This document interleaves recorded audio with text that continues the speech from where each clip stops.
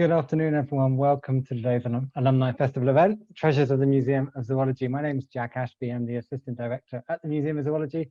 I'm very pleased to welcome everyone today to this event. Just to introduce myself a bit, as I said, I'm the Assistant Director at the museum, but my background, my training is in zoology, and my corner of zoology is Australian mammals. So maybe we can talk about that later. But what my role really involves is kind of a bit of everything involved in the museum. So looking after the collection side of things, looking after the visitor services side of things, so what the public can see when they come around the museum, and all of our different programs and exhibitions around that. So a bit of everything in museum life. I've been in Cambridge for about 2.5 years, and before that I was in a similar role at a zoology museum at University College London. So without any further ado, we could start the video. Hello, welcome to the University Museum of Zoology in Cambridge. My name is Jack Ashby, and I'm going to give you a quick little highlights tour of the amazing collections we have here at the Museum of Zoology. We have around 2 million specimens in our collection, covering the whole of the animal kingdom, around 500 million years of animal life, and covering the whole of the world. I'm going to start our little tour outside the museum with the very biggest thing in our collection.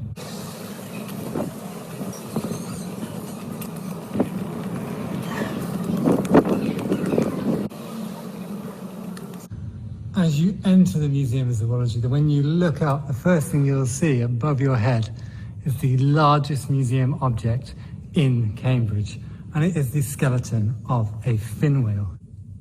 Now, fin whales are the second largest animal in the world after the blue whale, and they're really extraordinary. The way they feed is extraordinary because despite being so big, they only eat tiny, tiny animals, and we can see how they do that by looking at our huge skeleton outside the museum's galleries here. Now, it's a beautiful sunny day here in Cambridge, as always. You've got it wonderfully lit from behind with the blue sky in the background. So this is the skull, and that at the bottom of the skull is its jaw. The whale's jaw is actually the longest bone in the animal kingdom. And inside those jaws, hanging from the roof of the mouth, are these brown brush-like structures. They're called baleen, and this is how whales eat. Now, a big whale, like a blue whale or a fin whale, take a massive gulp of water, which actually expands their bodies up to about twice its volume. They can expand, they can hold water all the way down to their belly buttons in these long, pleated structures that you see on their throat. And with all that water in their mouth, they then push it back out with those muscular pleats, and they push it through these baleen sieve-like plates, and it catches tiny shrimp-like animals called krill and fish and squids, and then having pushed all the water out, all they have to do is lick around the inside of these baleen plates and gulp the masses of food that is left in their mouths. Now, they're amazing skeletons in other ways, and one of my favorite skeletons is talking about the evolution of life. So, again, backlit against the sun, we can see its fin skeleton here. Now, fin whales only have 4 fingers, a lot of other whales have 5, but you can see that its hands, despite not having gripping hands like ours, its fins have got the same hand skeletons. It's got the same bones in its fingers, the same wrist bones, it's got a radius and ulnar, it's got a humerus, it's got a shoulder blade, which is exactly the same layout as ours. And that is because it's a mammal much like us. And if we go further down the skeleton, we can see my very favorite bones in the whole of the animal kingdom. These 2 rods that we're coming up under now, those are its pelvis. Now, as you probably know, the pelvis connects your spine to your legs, but whales do not have legs. Nevertheless, they have a pelvis, and that's because they evolved from animals that did have legs. They evolved from animals that walked on land, most closely related to hippos. And the evidence we can see of that is these 2 remaining tiny little bits of bone hanging underneath its skeleton. Now, our fin whale came to the museum in 1865, which is the first time I'm going to mention that year on this tour. 1865 is a very important year for us for a number of reasons. An important year for the whale too, because that's the year that it died. It beached in a bay in East Sussex and brought to the museum shortly afterwards. But that same year was one of the founding years for the museum, depending on how we count. So the museum is a conglomeration of 2 different collections. The first of that is the university's teaching collection. The museum is embedded in the Department of Zoology, and it's a very, very important part of the university. And now, ever since 1814, the university's been keeping an anatomical collection, and the first parts of that are the very earliest parts of the museum collection.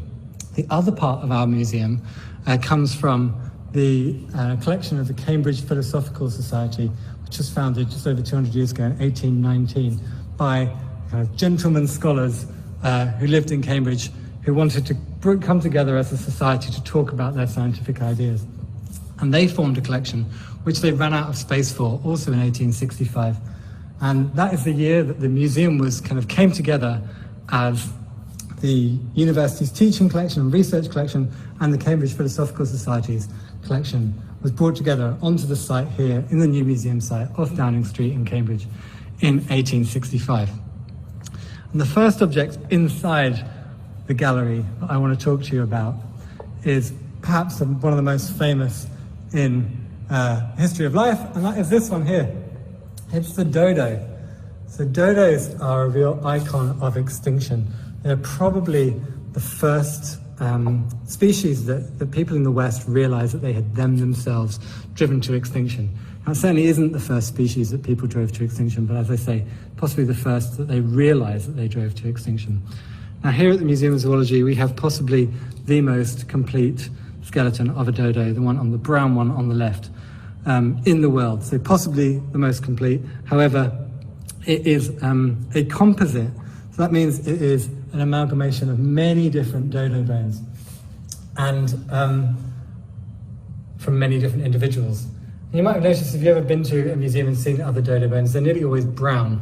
And that is because 99% or more of the world's dodo material, including ours, was collected in 1865, the same year that our whale died, and the same year that the museum's founding collections were brought together. The dodos were collected in 1865 under the supervision of a school teacher called George Clark on the island of Mauritius, where they once lived.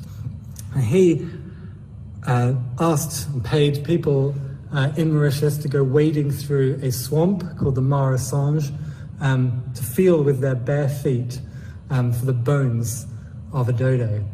And those collections is where pretty much every dodo in the world, every dodo bone in the world comes from, with the exception of these few little scraps in front. Now, these are all plaster casts of a skull from a museum in Denmark, a beak from a museum in Prague, and a head from a museum in Oxford, and a foot that was once at the Natural History Museum in London. Those are the only specimens that were collected from dodos before they went extinct. And dodos are, I say, a really iconic species in extinction because they were found on the island of Mauritius up until the 1660s. Now, Dutch, French, Portuguese, and Flemish sailors started visiting Mauritius about 90 years before that. And within those 90 years, dodos were driven to extinction, partly because they had evolved to not fly. So they're a species of pigeon that had arrived on Mauritius, found that it had no predators, lots and lots of fruit, no need to fly. They were doing absolutely fine until people arrived around the turn of the 17th century and very quickly hunted them to extinction. As well as that, they introduced cats and dogs and mice and rats and goats, which ate their eggs and trampled their nests and ate their nestlings. And within those 90 years, they were driven to extinction. So all we have now is museums to find dodos in. Similarly, next to it, this white specimen is a skeleton of the great auk. Now, great auks are another icon of extinction, having been driven to extinction in 1844. They were collected for their oil and their feathers, and they, again, only exist in museums. Now, this one here at the Museum of Zoology in Cambridge is very important, great auk, because it is the skeleton from which the major scientific description of the great auk was made. I'm just going to walk you through some of our fish collections to tell you another story about the important research that the collection has been involved in. The museum is constantly being used in scientific research, and we have an amazing research collection, as I say, of over 2 million specimens. In the museum, we have an incredibly important collection of fossils, which are quite hard to look at, but they tell us an incredibly important story about how life evolved on land, how vertebrate life, how animals with bones evolved on land. And a lot of that work was down to our former professor of vertebrate paleontology, who was called Jenny Clack, Professor Jenny Clack. She researched particularly this specimen here. This is called Acanthostega, which is about 360 million years old, which Jenny found on an expedition in Greenland. And Acanthostega is interesting because it's an animal she thinks lived in the sea, that lived like this, and yet it had legs very much like animals that would later evolve life on land. But you might be able to spot that it's got more than 5 digits. It's possible the earlier fish-like tetrapods, the earlier animals that would evolve to be 4-legged animals on land, have more than 5 digits. And this fossil here from Greenland, as I say, has got these digits at the very bottom of the skeleton, along with its arm bones, which have, much like us, have a humerus, a radius, and an ulna. And there's its skull, which is separate from its spine. So the fact that it has a neck is also very important because it allows for independent movement of the head. These are all things that Jenny Clack helped to research and help us our understanding of how life evolved on land here in the museum.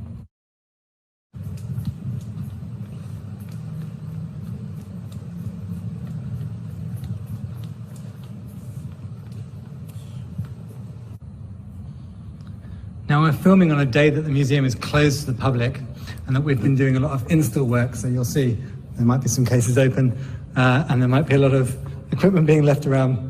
I'm just going to talk you through a few of my favourite cases as we enter the upper gallery. And that starts with this one, which is talking about how taxidermy is made. Well, when people think of museum display specimens, taxidermy is one of the most common ones. But it isn't actually what most specimens in museums look like. Most specimens in museums, if they're used for research, might look like something like this. So here is the flat skin of an otter shrew. So it's just an animal that's been skinned and the skin has been left flat. Or alternatively, here is the study skin of a bush baby, which has basically been had all its innards removed, and those innards have been replaced with packing material. So it's kind of just like a stuffed sock. So this is a stuffed animal. We call it a study skin. These are much more useful for research. But the taxidermy that you more commonly associate with museums is a much more complex process. Because of course, when animals die, this is not how they look. The skin has to be removed, and all of the taxidermist's work is to recreate the inside structure of the animal and then shape the skin around it. So people might call these stuffed animals, but it's really much, much more complex than that. What they have to do is to remove the insides and then rebuild them around a solid, stable structure like a wooden frame or a metal frame that might be running through its legs. And then with padding shapes like textiles or binding together wood, wool and straw, create the shapes of all the different muscle packages and then shape the skin around that, adding glass eyes and paint any naked bits of skin. With animals with horns, those horns then have to be added back on top again because they are part of the skull. Or similarly, we've got a golden eagle down here. Now this is the study skin of a golden eagle. This is what it would look like in our stored research collections. That's the majority of our 2 million collections are in store. Whereas the golden eagle here has been beautifully taxidermied again, had all those inner packages of muscle rebuilt and its legs and naked bits of skin painted. That's much, much harder to do than just storing the flat skin, so they take up much more space. So our study collection, our research collection, looks more like those skins here. Similarly, with bone, when an animal dies, of course, this is what our stored skeletal collections look like.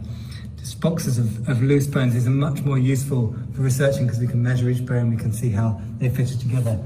Whereas on display, you're much more likely to see a complete skeleton like this ostrich here. Again, this takes up much, much more space. It's also open to human interpretation. This is a person-built object. So someone has, like the taxidermy, strung these bones together. You can see the wire that's holding them and the scaffold that's supporting them. That means that they're not necessarily as useful for research as the box of bones. And our final group of specimen preservation types here that we are displaying is this case of beautiful fluid preserved specimens. This is when the entire body of the animal is preserved in fluid. Now, to do this, it's quite a complex chemical process. The first thing you have to do is fix the animal so that it stops rotting completely. And that's done with a very nasty chemical, a fixative, often formalin, which stops the contents of the cells from rotting and binds them all together. And then after they've been fixed, they can be preserved in an alcohol, like preservative, and that's what's in these jars. And in these cases, these specimens can stay in this suspended animation whole, so we know what their organs, how the organs relate to their skeletons if they have them inside their bodies. They can stay this way for a couple of 100 years. So these are 3 different preservation types that we show in the museum: wet specimens, skeletons, and taxidermy. But we discuss how they are different to the collections that are behind the scenes. We're now going to go downstairs to look at some of the more highlighted parts of the collection. And I mentioned the museum came together from the Cambridge Philosophical Society and the university's own collection. Now, because of the Cambridge Philosophical Society, we have collections from some of the most important scientists in the history of biology, and perhaps the most famous zoologist is Charles Darwin, who was a student here at Cambridge. And that means that we have a very large collection, one of the largest collections of Darwin material in the world, in the Museum of Zoology, and a lot of it is on display. In fact, we can tell a little biographical story of Darwin through our collections, starting with those student years. So this box of beetles is a collection that Charles Darwin made whilst he was a student at Cambridge. Now, Charles was not a very good student, it has to be said. Instead of going to his lectures, he would go out into the fens and fields around Cambridgeshire and develop his love for beetles. This is what he did in his student years rather than going to lectures, is collect and pin beetles. And there's a very famous story where he had a beetle that he very much wanted in one hand, a beetle that he very much wanted in another hand, but he saw a third beetle. So in order to try and get hold of that one too, he put one of the beetles in his hands into his mouth, at which point it exploded its defensive fluid all over his tongue, and it made him splutter and sick and cough, and he lost all 3 specimens. So there's a little insight to Darwin's student days. That most famous, obviously, is Darwin's work on his theory of evolution. And a lot of that, the evidence for that theory, came on the voyage of the Beagle, which Darwin undertook for 5 years from 1831. It's actually the only time he left the country. On the voyage of the Beagle, he collected a huge amount of natural history specimens. And when he came back, he partitioned them off to different specialists to describe what kinds of animals they thought they were. And here in Cambridge, a gentleman called Leonard Jennings got the fish from the voyage of the Beagle. So these are fishes collected by Charles Darwin, mostly around South America in the 1830s.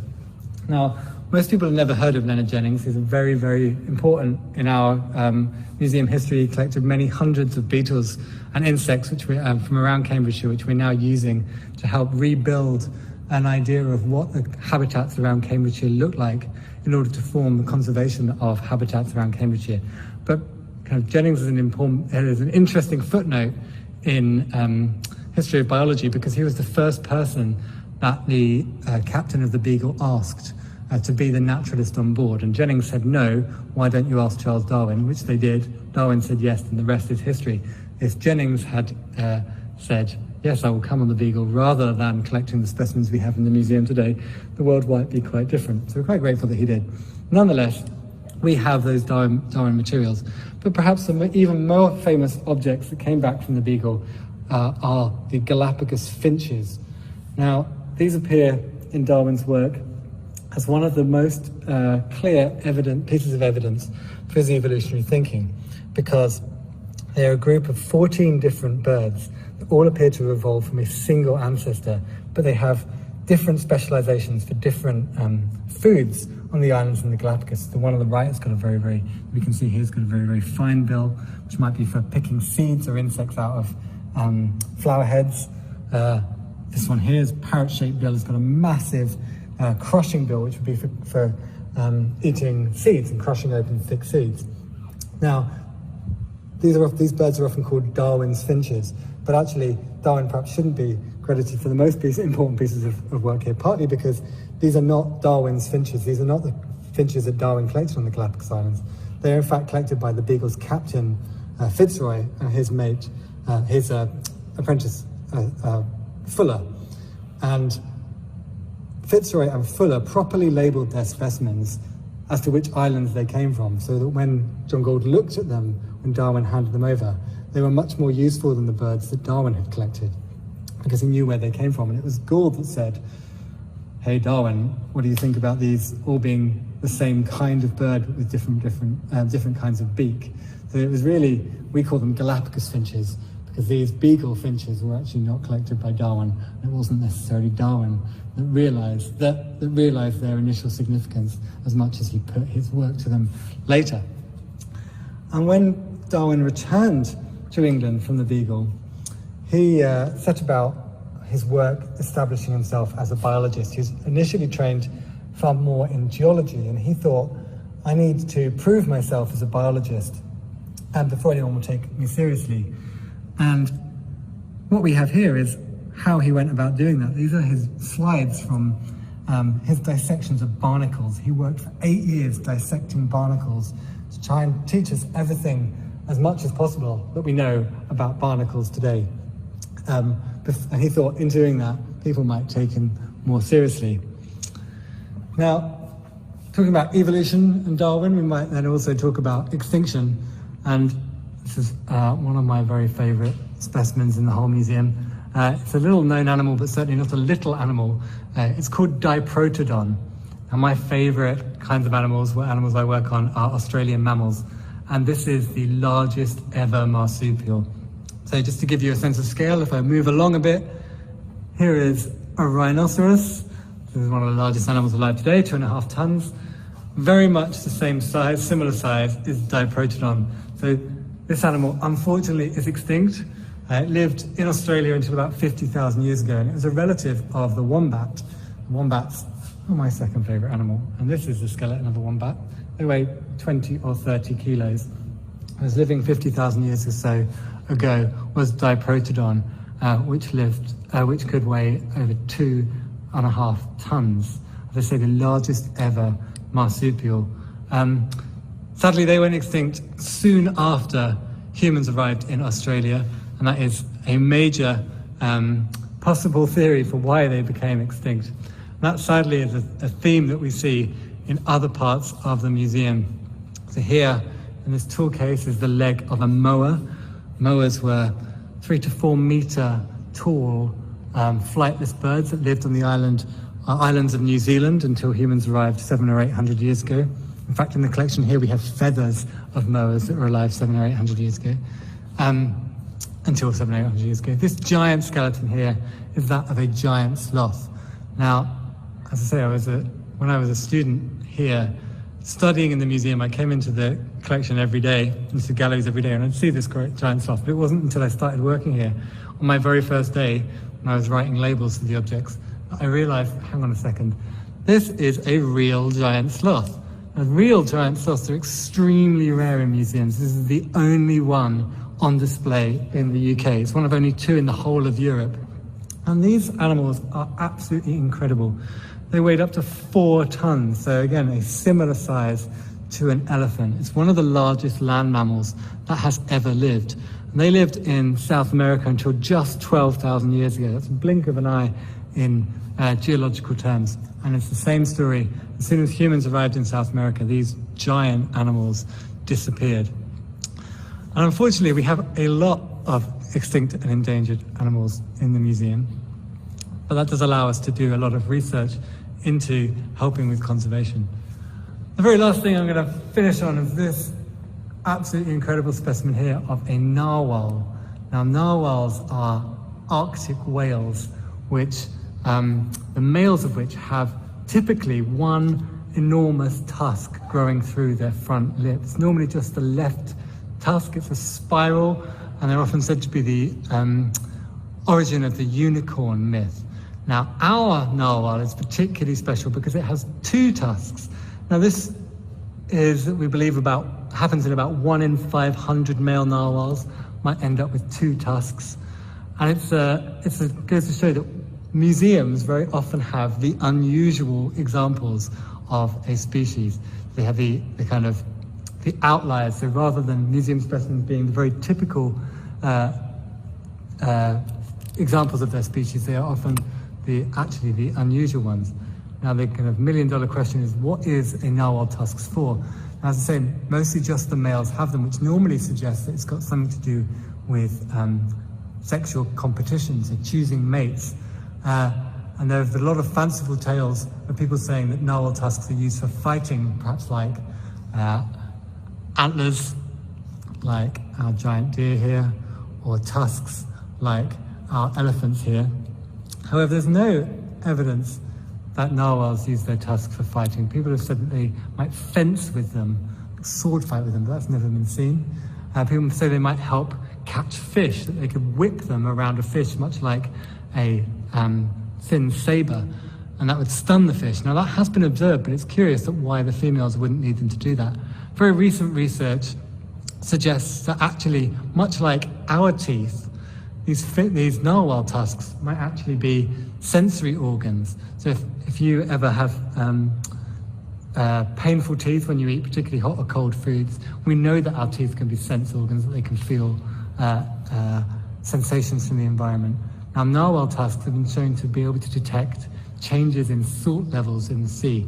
Now, as they live in the Arctic, this is very, very important, because if the sea gets saltier, that means that the surface of the ocean is freezing, because only fresh water freezes in the ocean. So the fresh water freezes, which makes the concentration of salt more obvious, and the narwhals can detect this. And the idea is that then, if they sense the sea is freezing, the males will lead the whole pod away from the freezing area so that they can breathe, because of course narwhals, like our fin whale out the front, are mammals and therefore need to breathe. So I'm going to finish that still quick tour of some of the highlights of the museum. Hope you've enjoyed it. I hope that you find the opportunity to come and visit us in the museum probably at some point in the future. Thanks very much.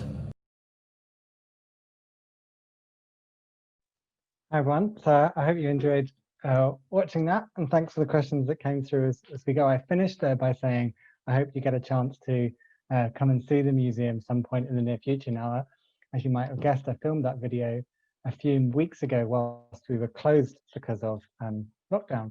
I'm pleased to say that tomorrow we are opening again, so if you are in the Cambridge region, you are now able to come and visit us. You do have to pre-book, it's free to visit.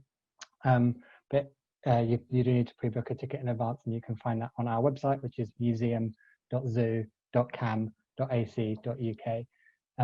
And we do have a couple of we're open Thursdays, Fridays and Saturdays, and I know we've got a couple of spaces left tomorrow and Friday, and next week's tickets will become available tomorrow morning, and for every Thursday morning the next week's come available. So please do come and visit us if you can. Now, to answer some of your questions that have come through, Ada mentioned that in her question that the museum underwent a redevelopment a couple of years ago, and she asked what is different between now and then. So the museum underwent a massive £4.5 million redevelopment to reopen in 2018. We've been open, we're open just 2 years before we reclosed for lockdown, and it was a huge transformation of both our public displays and our stored collections. So if anyone had been to the museum at least before 2013, or even just walked onto the new museum site before 2013, you might have spotted that the whale that I started the video with was actually used to be outside what we now call the David Attenborough building, but back then it was the Arup buildings, the first building you see as you come into the new museum site from Downing Street and Pembroke Street. The whale was hanging outside, so when I was an undergraduate, that was always a major feature of coming into the museum, as you'd have to walk past the external whale. So the redevelopment built that glass whale hall for the whale to hang in. The first thing that we had to do was take down the whale and clean, well, a couple of 30 to 40 years has been hanging out of there, clean them all the dust and pigeon poop, and in fact whole dead pigeons that were living, well not living, but had died inside the nose of the museum, inside the nose of the whales. That's one big change, that the whale came inside, and then the whole galleries were completely refreshed, new cases built. They hadn't been hadn't been recurated really since to the public since the 1960s. Labels hadn't really been written since then, so massive redevelopment, making the collections much more accessible to people, much more publicly welcoming. So before the redevelopment, we used to have about 70,000 visitors a year, and after in our first year, had about over 150,000 visitors. So it's a big change there. And behind the scenes, we've built 5 new storerooms for our 2 million strong collection, which are all climate controlled and much more easy to work in for staff and visiting researchers. So that's that question. The next question I was asked was that I mentioned that wet specimens preserved in fluid, last a couple of hundred years. And what happens then is the question. But actually, they can, as far as we know, they can remain stable in alcohol. Mostly they're stored in alcohol, which is roughly the popular concentration at the moment is 70% methylated, 70% ethanol and a tiny bit of methanol. What that methanol does is 2 things. One thing is it stops it being taxed at an alcoholic drink rate, so it's much cheaper for the museum. But also that methanol puts people off drinking it if we ever got desperate behind the scenes. But after a couple of hundred years, even after a couple of decades, depending on how well sealed the jar is, that alcohol will start to drop in its level. So as long as we keep topping up the alcohol to keep the concentration strong, to essentially keep it preserved, as far as we know, they last indefinitely. I said a couple of hundred years because actually there aren't wet specimens much more older than that, so we don't really know how long they'll last. As far as we know, the way it's looking at the moment, they will last as long as, well, indefinitely is the way to answer that question. Another question from Jake Humbles was, is the museum still actively collecting new specimens? If so, how do you come by them? We do collect new specimens. As the collection is so well used in research, we have a large, the museum is part of the Department of Zoology, so many people and many academics and postgraduate students in the department still use the collection for their research, particularly into conservation, for example, how climate change and biodiversity loss is affecting the planet at the moment. They use our collections for that, as well as understanding the evolution of life on Earth, as well as many visiting academics every day using the collection. So we do need to keep it active and keep it relevant. And how we go about that is the vast majority of our current collections come in from other collections. So they are still historic objects. Obviously, the ethics of collecting is vastly different to how it was when most of the museum was put together. And we have to make sure that anything we do take on hasn't been collected illicitly or illegally, or putting species in danger. So a huge amount of due diligence has gone into checking that out. So most of our collections are historic that we're taking on, so from private collectors that have been in people's families for centuries, perhaps.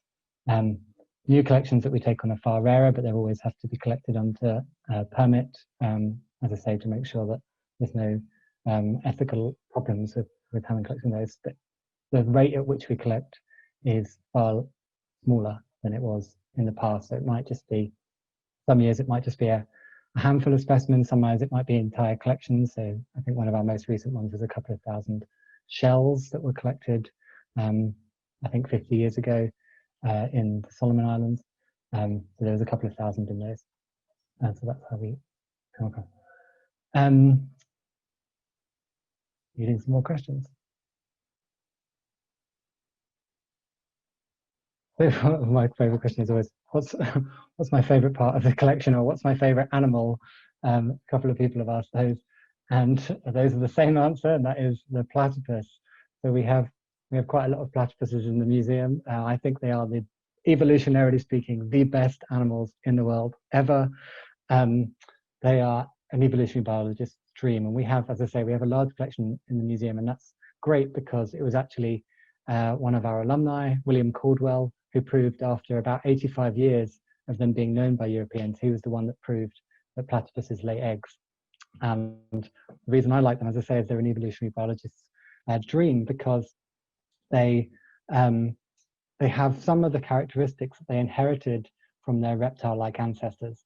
So all mammals evolved from a reptile-like ancestor that was living about 300 million years ago. So if you picture a typical tub of toy dinosaurs, in that tub of dinosaurs is probably an animal, a little plastic animal, that has 4 legs that are sprawling out from its body and a massive sail on its back and a big head with many, many teeth.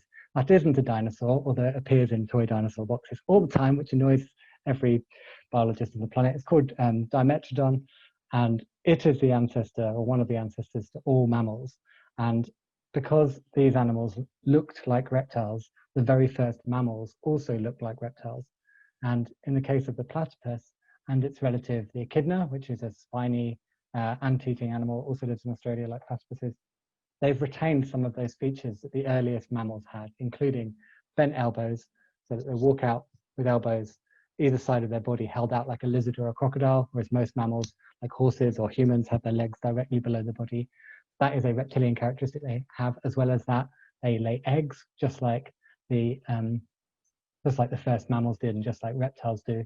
So on top of this very, very ancient features, so sprawling legs and egg laying, platypuses have some of the most unique, most advanced characteristics of any mammal. So they are one of the only mammals to produce venom, which the males do with their spurs on their ankles. So males have horny spurs about 2 centimeters long, which they use to fight other males. And the other thing they can do is we're one of the only mammals that can detect electricity. So as you probably know, every muscular contraction, every movement, including heartbeat, that an animal makes is controlled by electricity. And platypus bills can sense that electricity underwater, and that's how they hunt their food.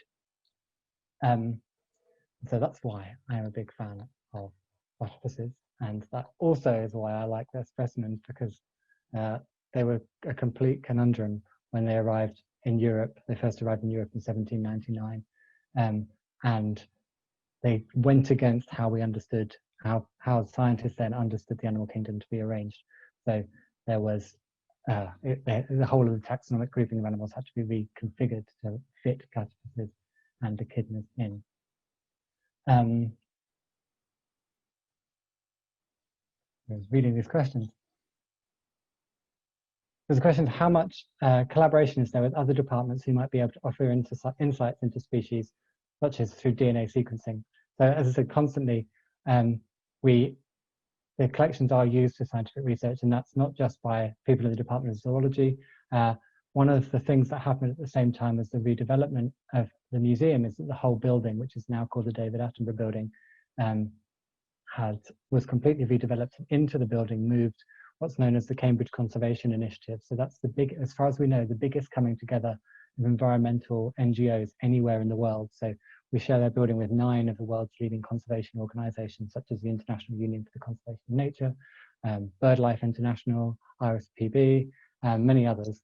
And we have a very close partnership with those people to work on the collection, as well as people in plant sciences and geography and earth sciences, who may, yes, use the collection for DNA sequencing. We also have one of the best CT scanners in the world that can take images of the insides of our specimens without us having to cut them open, which helps us understand how animals are interrelated and how the bodies work, which is fantastic uses of the collection that people who collected the specimens had absolutely no idea how those collections might be used at the point at which they're collecting. Katrina has asked, could I please elaborate on how Darwin arrived at the conclusion that the different birds he showed with small differences in their beaks came from a common ancestor? So actually Darwin didn't first realize that. When Darwin collected, when Darwin and Fuller and Fitzroy collected finches in the Galapagos Islands, Darwin didn't realize that they were all finches. I think he thought some of them were mockingbirds, some of them were warblers, and some of them were finches. And it was John Gould who said, these are all finches, and isn't it interesting that on different islands and in different habitats, they've got different beak shapes that appear to match the beak shapes seen in other groups where their feeding habits are known. So as I mentioned, there's a really big parrot-like bill, which is used for crushing nuts, and they're very fine, that is similar to a parrot or to some finches in Europe. They're a very, very fine picking, needle picking beaks that are similar to warblers in the UK that would pick seeds or insects out of flower heads. And Darwin and Gould kind of highlighted this to Darwin, and he ran with it and fitted it into his theory of natural selection, of how evolution works, the mechanism by which evolution works, and it came to be one of the most clear pieces of evidence that in fact one species had flown from South America to the Galapagos Islands and evolved into what is now 14 different species, that when you look at them anatomically, the main structure of the bird is the same as other finches in that family, but the fine detail of what their feeding habits are slightly different. We've probably got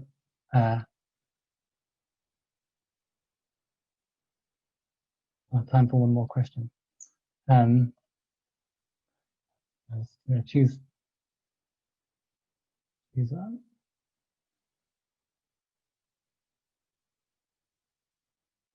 that. Is zoology a popular subject for today's undergraduates? Does a skilled enthusiast have to queue waiting to fill my shoes?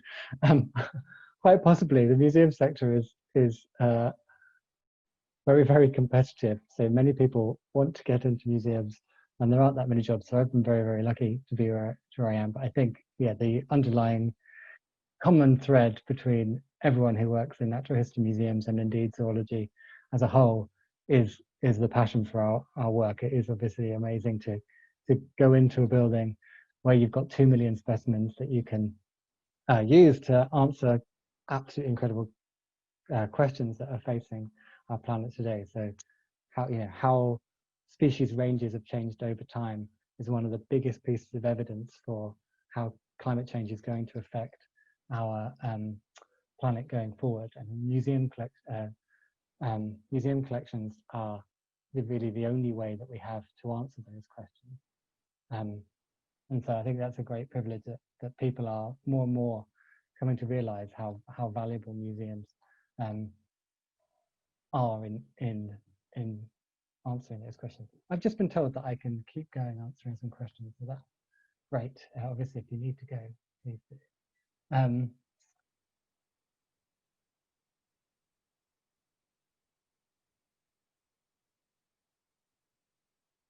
So a question again is about specimen acquisition. How many specimens do we acquire for the collection today in a typical year? And are there any particular areas on which you focus and who chooses? That's a great question, because museum acquisition is a really, really tricky or complex subject. So yes, we acquire strategically to try and fit in with current research trends. So we know what our own research community in the museum works on, and we might focus on those. So for example, we have people working on British butterflies, particularly at the moment, and how they are going to be affected by climate change, but also how species have changed over time. So I mentioned Leonard Jennings in the Darwin story there, and that he collected around 200 specimens, collected around 200 years ago, thousands of specimens, which we are now using to work out what lived in Cambridgeshire 200 years ago, and then feeding that information conservation organisations who are restoring those habitats so that they can reintroduce them. But in order to do that, we need to know what's living there now. And so we are also acquiring modern specimens, as obviously ethically and legally and in line with conservation organisations to match that kind of story. And who goes about choosing is, rather than back in the day, any one individual working in the museum or indeed in the whole university could say, I've been researching on this, here is my life's work. We have a large committee of people across the museum and beyond who decide whether it is the right thing to do, because obviously any acquisition we take, any new specimens we take comes at a cost of space and curation time. And so we have to make sure that it is the right thing to do for the museum to take something on, as well as check that everything we're doing is ethical. And the question is, when you are working on skins or hides of specimens, do you come across parasites, and are these worthy of study too? Certainly, this is a really emerging field in zoology. We don't have anyone who works on it specifically at our museum, but because we have thousands or tens of thousands of, for example, bird and mammal skins particularly, and also preserved fish, the field of parasitology is hugely interested in looking at what invertebrates, particularly what mostly ticks and fleas, might be living on those collections. And many new species are being described just from museum collections that have never been seen in the wild, because often they're quite hard to collect in the wild because you need the right kind of zoologist collecting those mammals who also knows about the parasites they may have. So that's certainly something that's happening across the naturalist museum sector. I'm sure that our collections have been used in that way as well. Is there anything I would like to acquire for the museum? I don't think we have, I could be wrong, but as far as I've come across it, I don't think we have a panda, which, as you can imagine, is quite hard to get hold of these days. So I don't anticipate we will be getting one of those anytime soon.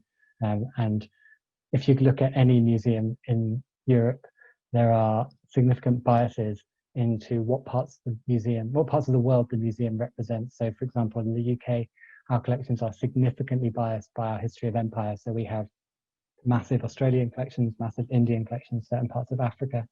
And these, in contrast, we have very relatively few animals from certain parts of the world, such as China and Russia. And that is really interesting when we think about how naturalist museums, their job is to represent the natural world and to reflect the natural world.